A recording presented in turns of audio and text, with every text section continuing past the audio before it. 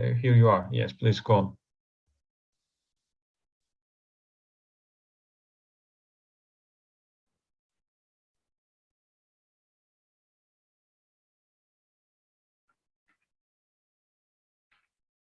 Okay, so is it visible? Yes, Hello? we can. Yes, we can see your screen and your voice. Oh, it's okay. Okay. So hello, everyone. It has been a great honor to be a part of IEEE Global Energy Conference 2022. And my name is MD Sani and Moid, and today I will be presenting our paper titled as a consumer-friendly demand-side management technique for residential load supported by two-stage genetic algorithm-based optimization, along with my other co-authors, Mr. Sajid Mahmood, Tafsir Ahmed Khan, Syed Abdul Al Nahid, and Tariq Aziz. So here are the contents of this presentation. First, I'll be talking about the abstract, and then I will introduce the methodology, result analysis, and comparisons of our work to other research works and the references. So the abstract of this paper goes as follows. Now, because of the increased demand and current financial crisis, there is a clear need for more effective management and use of energy. Both consumers and the utility are faced with severe issues, including power outage and financial losses as a result of imbalance between demand side and generation. Another issue with the demand side is that during peak hours, there are many loads operating simultaneously, which causes abrupt peaks in the load curve. This problem forces the utilities to operate expensive peak period power facilities in order to meet demand. By implementing various demand-side management strategies into the electric system, such as load shifting, peak clipping, valley filling, etc., these critical issues can be significantly reduced. So to flatten the load curve and decrease the power value, this paper proposes a GA-based DSM technique for transferring loads from peak hours to non-peak hours. For a stable generation, a two-stage GA-based optimization is used to determine the nearly ideal load distribution. The GA-based reallocation method used in this proposed scheme also offers a reasonable level of user convenience by moving the loads to the closest off-peak. Now, for the optimized purpose, the day long segmented into 48 time slots of 30-minute time span, which is shown in this figure. And figure 2A shows the flowchart of the proposed DSM technique. The residential demand is assumed to be constant within each 30-minute section. Now, to understand process, the technique is explained in the following 5 steps. First step is data initialization. A residential area's hourly load curve is initially gathered from the data that is readily available and accounted for both shiftable and non-shiftable loads. The daily load curve is then produced using the hourly load data. Second is fitness evaluation. In these steps, the process of DSM scheme starts from identifying total load data at the nth time slot. Then the fitness function fit1 is declared as the system's constraint, which is calculated using the peak to average ratio, unoptimized load curve, average load, and peak load. After that, the method compares the total demand data of nth slot with the declared fitness value. If total demand becomes lower than fit1, the method considers that DSM is not necessary for that nth slot. So it goes for the next time slot starting with step 2 again. However, if the total demand data becomes higher than the fit1, the proposed method classifies the unshiftable loads and compares it with fit1 again.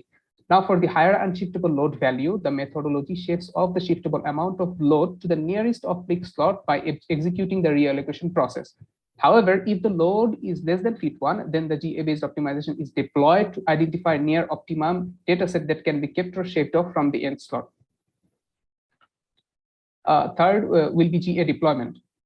In this step, a near optimum demand dataset for both unshiftable and shiftable for nth time slot is generated by genetic algorithm. The objective of this genetic algorithm part is to determine the portion of shiftable loads that can be accommodated with the fixed load of nth slot, validating the declared fit1.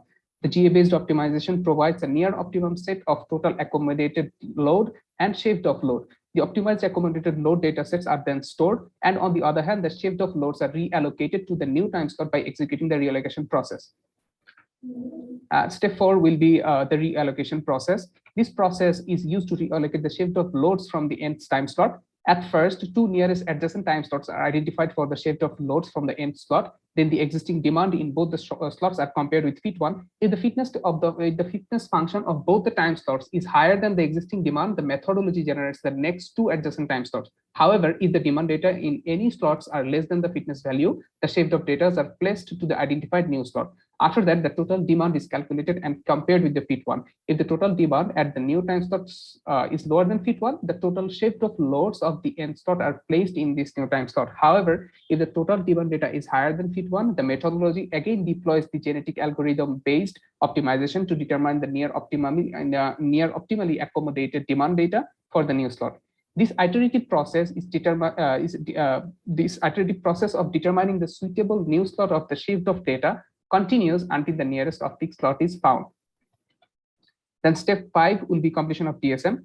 At the end of reallocation process, the proposed method checks the number of total time slots of the day as the termination condition. If the termination condition is not fulfilled, the methodology increases the time slot by 1 and starts the proposed DSM process again. Thus, the iteration continues until the methodology completes the proposed DSM for the residential area of all the time slots of the day. Now, result analysis. In this paper, the time frame of the day is divided into 48 time slots of 30-minute time duration. Consumer behavior of 400 households is taken as a test load data set. The considered sets of load data under two classes in each residential households are taken as unshiftable loads, which are fixed loads, and shiftable loads. Result analysis for case 1, where demand data for fixed load exceeds the considered fitness. In this case, shiftable and unshiftable loads are considered in such a manner that the unshiftable load demand exceeds the predefined fitness function. Figure 3A shows the hourly load profile of fixed category of the day, and similarly, figure 3B shows the load profiles of considered shiftable loads. The unoptimized load curve produced using the available load data is shown in figure 3C. And now to understand the outcome of 3 randomly selected slots are analyzed out of 48 slots of the day. Figure 4 shows the unoptimized loads of slot 1 and 2. It is seen that the unshiftable demand for these time slots exceeds the predefined fitness function. So the methodology shifts the total shiftable loads to the nearest optic slot. In this case, slot 5 and slot 10 are the identified new slot by the GA for shiftable loads that are presented in figure 5. The genetic algorithm part of the methodology prioritizes user convenience to identify these new slots. In this slot, the entire demand data surpasses the predefined fitness. Therefore, it suggests that there is still some capacities for shiftable loads that is optimal for that particular time period. The unoptimized lot at slot 44 are depicted in figure 6, and the applied GA in this methodology determines the optimized accommodated loads of slot 44, which is shown in figure 7. The others that are shaved off and shifted to the new slot 34, which is also indicated in figure 7 too. In this case, single stage GA was able to shift all the shiftable loads optimally due to the nature of the data. Finally, the hourly load curve is illustrated in figure 8, where all the 48 slots have been optimized using the proposed methodology. For case 2, demand data for unshiftable loads does not exceed the considered fitness. In this scenario, different loading conditions for shiftable and unshiftable types of loads are observed. The total demand in this case exceeds the predefined fitness, unlike the unshiftable loads described in case 1. Figure 9A and figure 9AB shows the different types of loading conditions for both unshiftable and shiftable load profiles, and the hourly load curve is shown in figure 9AC, which is obviously unoptimized. Now, the outcome of single-stage GA optimization is illustrated in figure 10. It is clearly seen that some peaks consisting of shiftable loads still exist in slot 40, 41, and 45, which single-stage GA was unable to shift due to a large number of shiftable loads in those slots. If those shiftable loads were shifted altogether to some other new slots, new peaks in the load curve might get introduced. In this case, the second stage GA of optimization was deployed. Figure 11 shows those unoptimized peaks of slot 40, 41, and 45, and it is clearly seen that these peaks exceed the predefined fitness. And figure 12, figure 13, and figure 14 shows the reallocation of shiftable loads after the implementation of second stage GA. Here, some loads were optimized for their own time slots, and some were reallocated to the nearest optic slot, ranging from slot 29 to 35. And finally, figure 15 shows the optimized daily load curve for 48 time slots after incorporating the proposed DSM scheme. Now, in contrast to figure 9C, it is observed that in figure 15, the load curve flattens a substantial amount after applying the proposed method.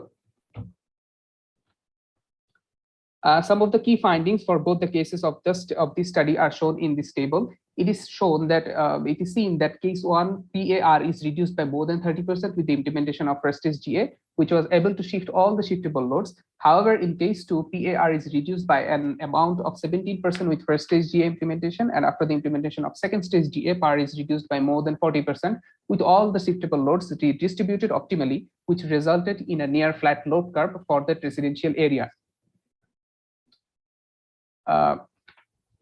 Now, at last, the key findings of the proposed scheme are compared with few other related studies, and the comparison is displayed in this table. These are the references that we have used in our paper. And that's all from our side. Thank you everyone for listening, and I hope you enjoyed the presentation. If you have any question, you may ask now. Thank you very much, presenter. Very good presentations about to explain GA algorithm used in the demand side management for energy use during the off-peak hours and peak hours. Very good explanation with valuable results you are presenting. Thank you very much. So now the question time from audience. You have any question, can you raise the question? Unmute your mic and ask the presenter.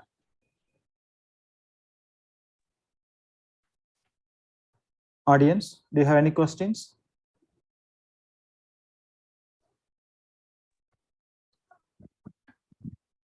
Audience, do you have any questions? Okay, if you have no question, then I have the questions to the presenter.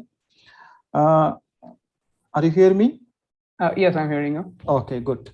For you explain about the genetic algorithm for demand side management, and for this study, did you consider renewable energy sources? No, we didn't consider any renewable energy sources in this study.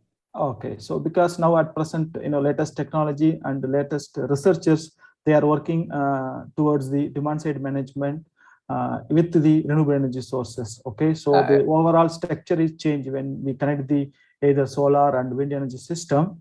Okay, so we have to consider many parameters and factors for implementing DSM. So that is my future recommendation for your work. The work is yes, very good now. Okay, yes, I have so also considered those as my future. And so because you are working in DSM, I have a second question. So which one is best, DSM or supply side management? I would say DSM because if we do supply side management, the economic burden is much higher compared to the DSM one. But in demand side management, very big, very challenging task to convince the consumers. Yes. So how you deal this type of challenges in the demand side management side? How you are going to convince the consumers? Well,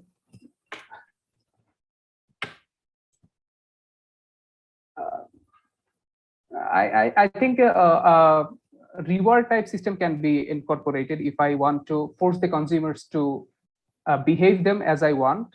So that can be one solution. Okay, thank you very much, and good luck for your future research work. Thank you very much. Okay, thank you, sir. Thank you.